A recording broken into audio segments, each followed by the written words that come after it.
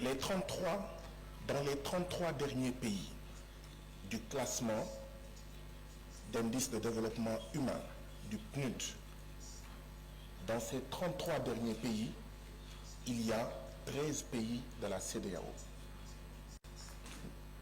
Niger, Mali, Burkina Faso, Guinée, Sierra Leone, Libéria, Guinée-Bissau, Gambie, Sénégal, Bénin, Nigeria, Togo, Côte d'Ivoire. Dans les 33 derniers pays du classement du PNUD, il y a 13 pays de la CEDEAO. Je suis content de lire dans un des rapports, celui de la Côte d'Ivoire, que la Côte d'Ivoire est le premier producteur de cacao, de noix de cajou, premier producteur africain de caoutchouc naturel, deuxième producteur, cinquième producteur africain de coton.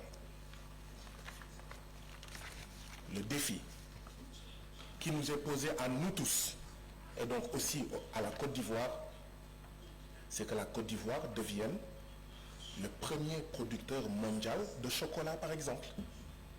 Parce que quand on est le premier producteur de cacao, comment ça se fait qu'on n'est pas premier producteur de chocolat?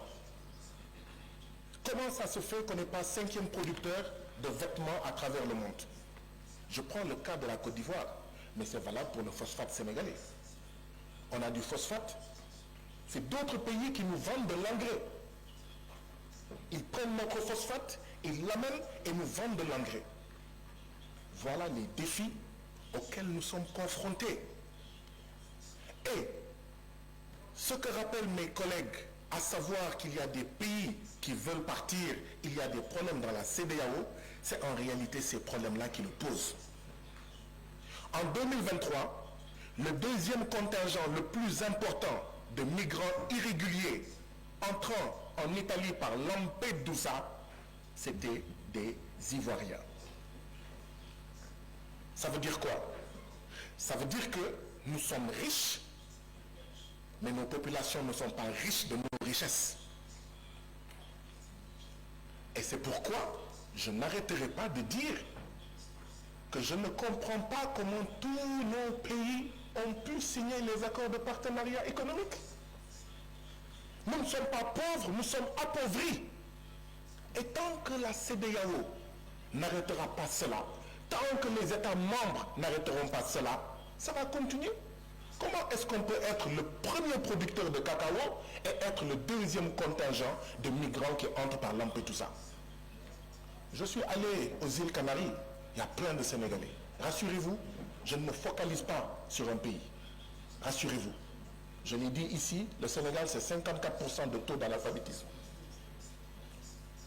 Donc, je ne me mets pas à battre un pays. Je suis en train de montrer ce qu'il nous faut faire pour dire, la CEDEAO doit dire, par exemple pour le cas de la Côte d'Ivoire, et c'est valable pour chaque pays, comment on fait d'ici 5 ans, d'ici 10 ans, pour que la Côte d'Ivoire soit le premier producteur de chocolat, le 5e producteur de vêtements.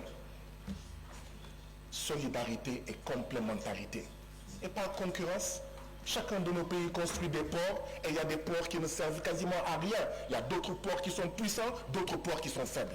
Solidarité et complémentarité.